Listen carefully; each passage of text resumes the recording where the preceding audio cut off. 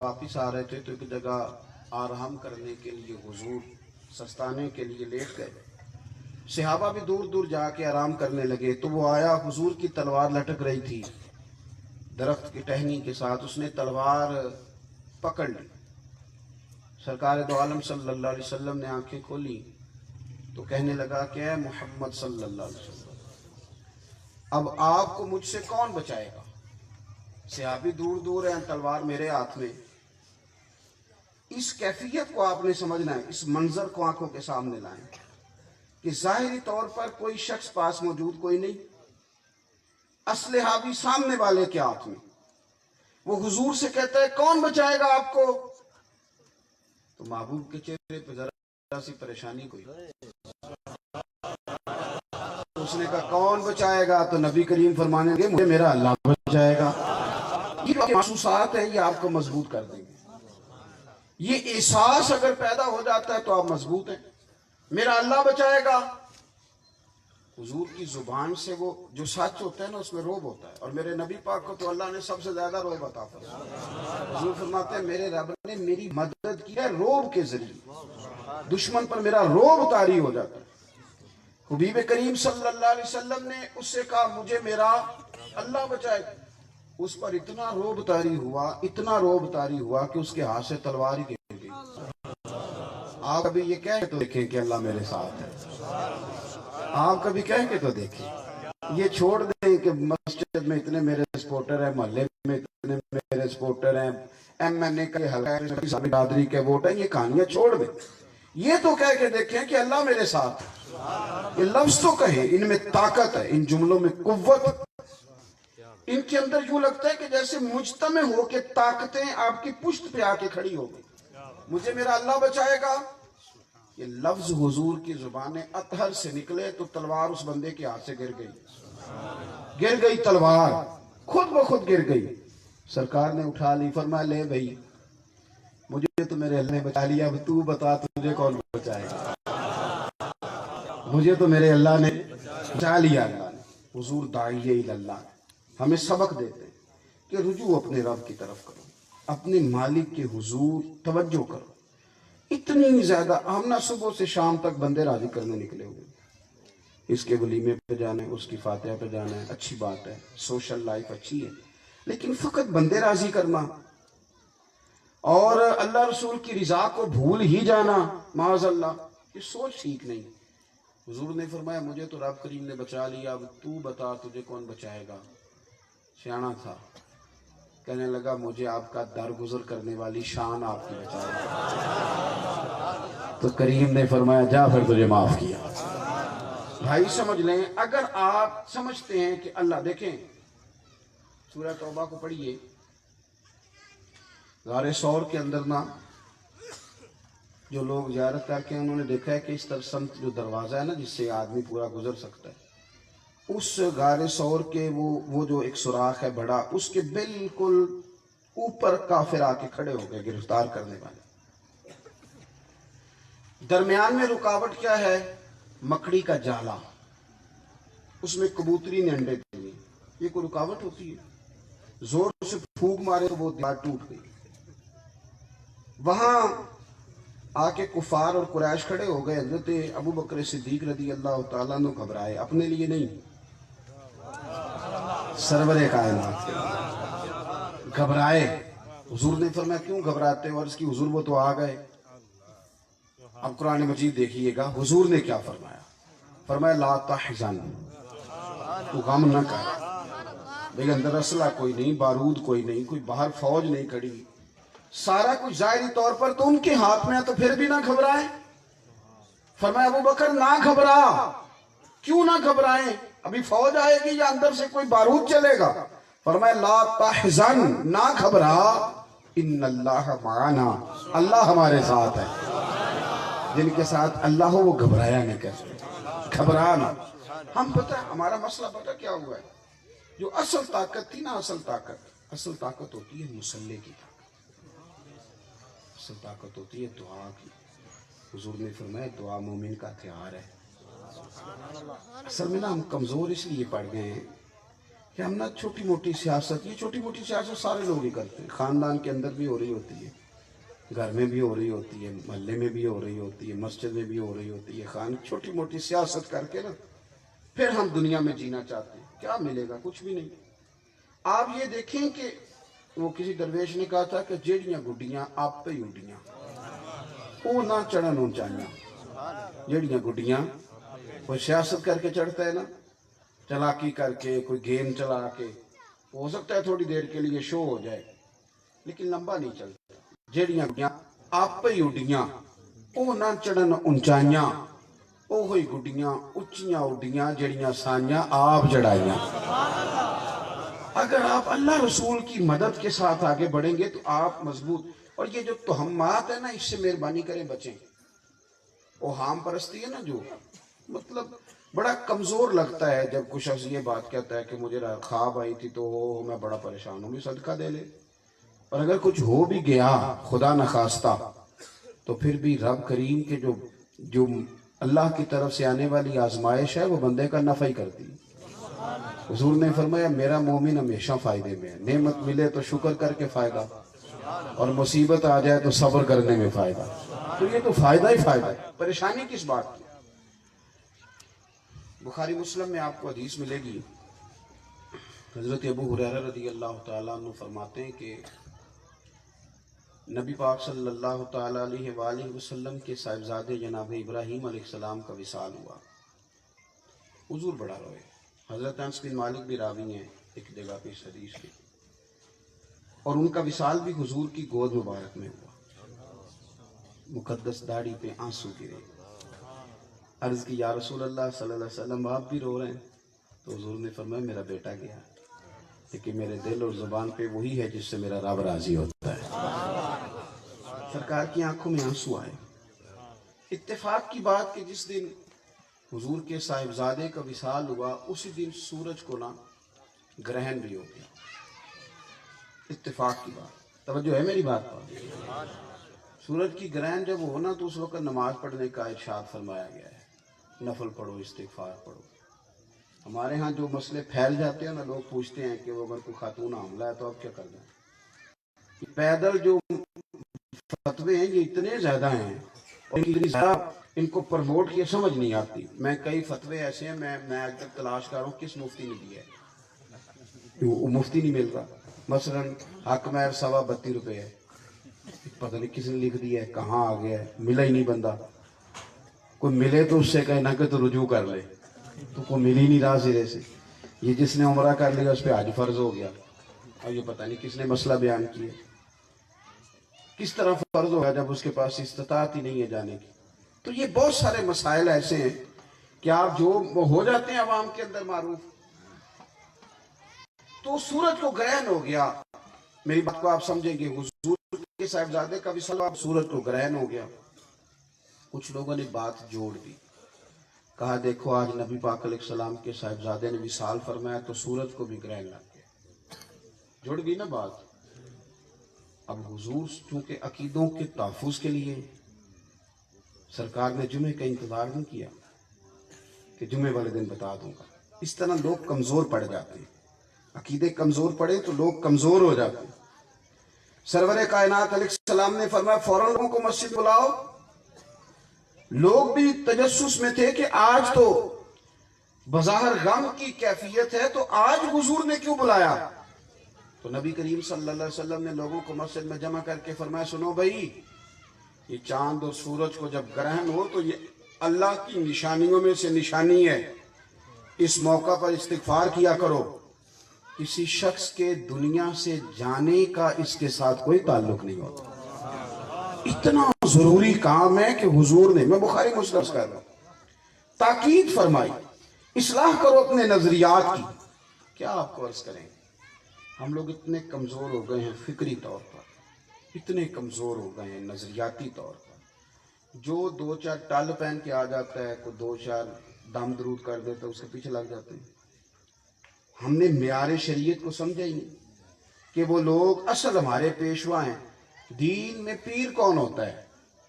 پہلے دین کا علم حاصل کرے، پھر اس پہ عمل کرے، عمل میں اخلاص پیدا کر لے، وہ کامل مرشد ہو گیا۔ یہ حضرت مجدد صاحب نے لکھا ہے، مکتوبات شریف آپ دیکھ لیں، علم کے اوپر پھر عمل، اور عمل میں اخلاص، اتنی سی بات ہے۔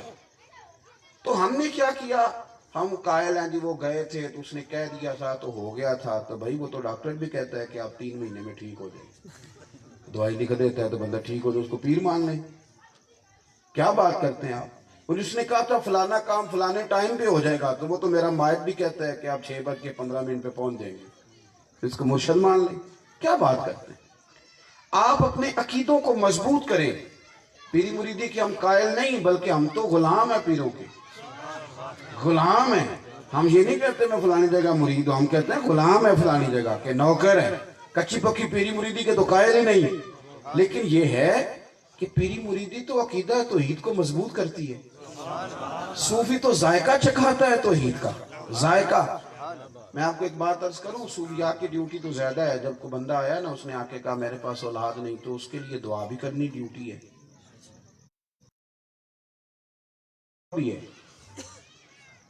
ایک تو یہ دعا دینی ہے کہ اللہ اسے اولاد دے، اور ایک اسے مضبوط کرنا ہے، مضبوط کرنا ہے کہ رب نہ بھی دے تو نے اس کی رضا پہ راضی رہنا ہے۔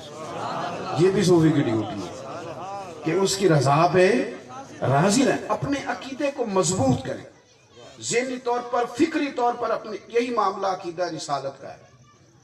آپ مضبوط ہو جائیں کہ ہم نے نبی پاک کی غلامی کر لی۔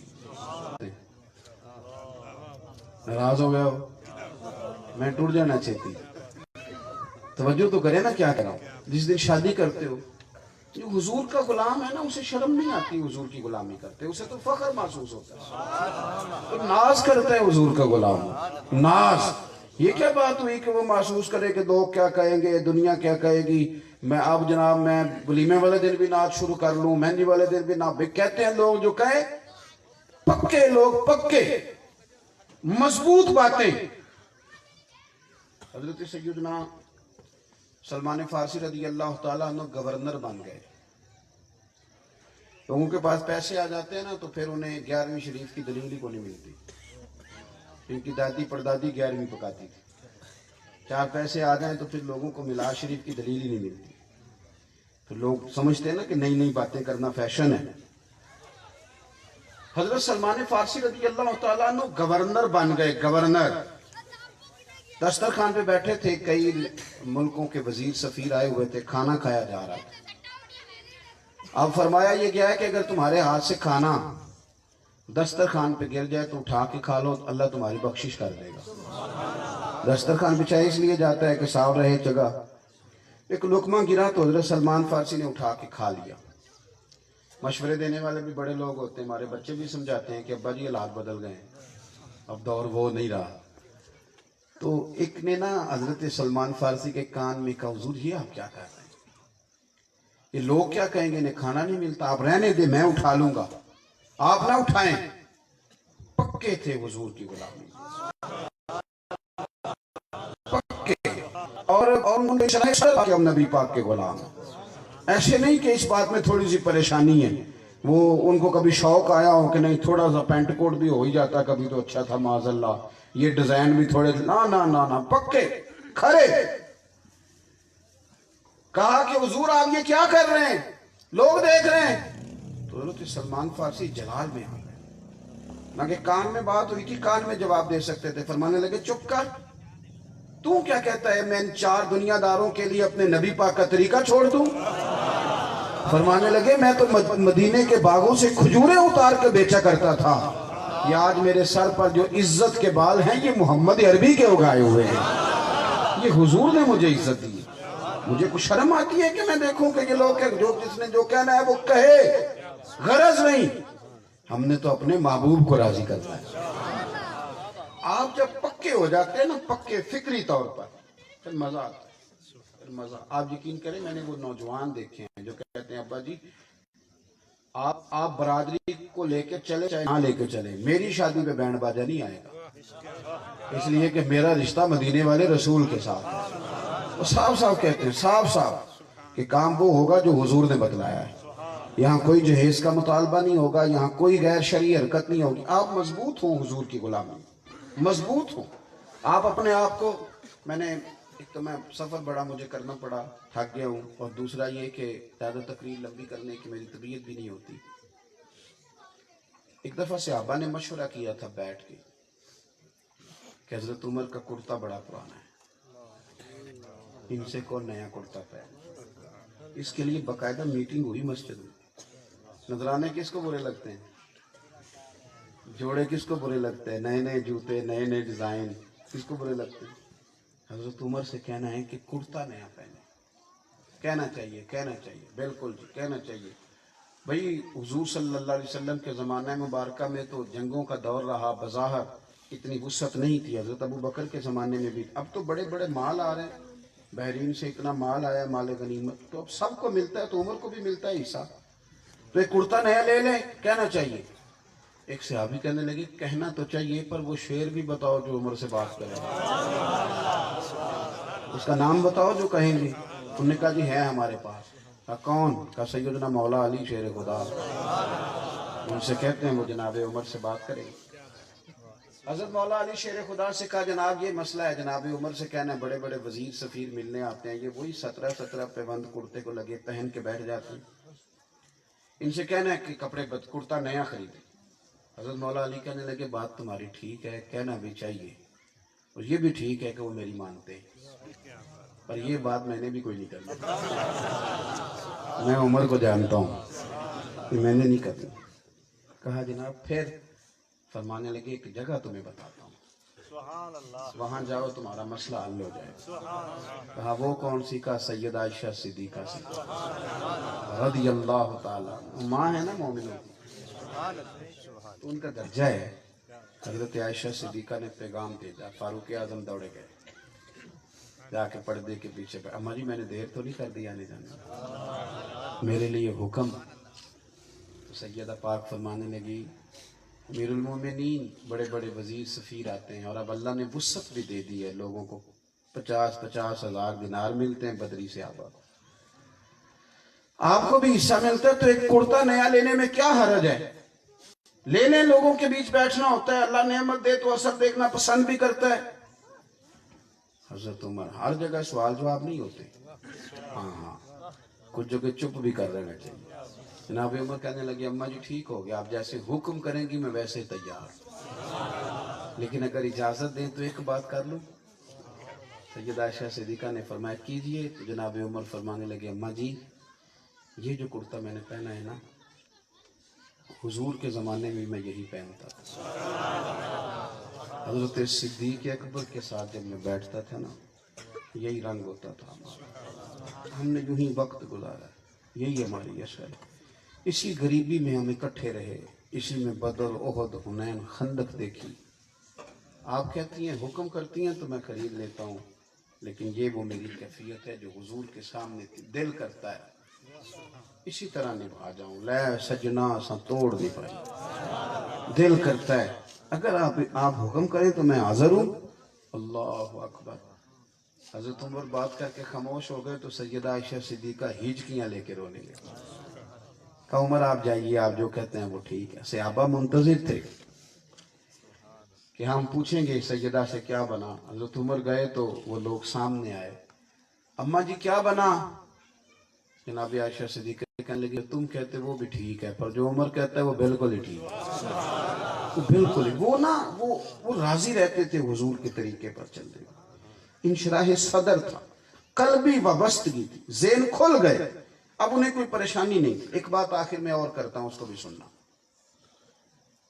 یہ قبر حشر کے مسئلے میں جو بڑا بعض لوگ ڈپریشن کا شکار ہو جاتے ہیں نا، بالخصوص یہ کرونا کے دنوں میں، مریں گے تو وہاں کھڑکی کوئی نہیں، دروازہ کوئی نہیں، بالکل ٹھیک ہے، ایسی بات نہیں۔ جس شخص نے حلال حرام کی تمیز نہیں کی، جس نے غریب پہ ظلم کیا، اللہ اور اس کے رسول صلی اللہ علیہ وسلم کے احکامات کی معاذ اللہ پرواہ نہیں کی، وہ ضرور یہ احساس رکھے کہ قبر جہنم کے گڑھوں میں سے گڑھا ہے، اور وہ ضرور اس بات کو سمجھ لے کہ جس سڑک پہ وہ چل رہا ہے، جو آدمی پاک پتن شریف کی سڑک پہ چڑھے گا تو پاک پتن ہی آئے گا نا، ایسا تو نہیں ہو سکتا کہ سائی وال آ گئے۔ تو آپ کو پتہ ہے، مجھے بھی پتہ ہے کہ میں جس رستے پہ جا رہا ہوں یہ رستہ کون سا ہے، دینداری کا ہے کہ دنیا داری کا ہے، آپ خود دیکھ لیں ہماری ڈائریکشن کیا ہے, ہم سارا دن کیا کرتے ہیں, کیا سوچتے ہیں, غلبہ کیا ہے. ہماری ڈائریکشن اگر اس طرح کی ہے تو ٹھیک ہے, پھر سامنے جہنم کا گڑھا ہے. لیکن اگر آپ نے حلال حرام کی تمیز کی ہے, اللہ رسول کے احکامات کا لحاظ کیا ہے, دین کی شرم محسوس کی ہے, آپ کے دل کے اندر وہ ساری کیفیات موجود ہیں, تو پھر جہنم کا گڑھا نہیں ہے قبر. پھر آپ مریں تو کھڈے میں نہیں جائیں گے, پھر مریں گے تو باغ میں جائیں گے. میں کیا سوچے, یعنی کسی کو پتا ہو کہ میں نے ابھی تھوڑی دیر میں باغ میں چلے جانا ہے. باغ, اور باغ بھی معمولی نہیں, روضۃ من ریاض الجنہ, جنت کے باغوں میں سے.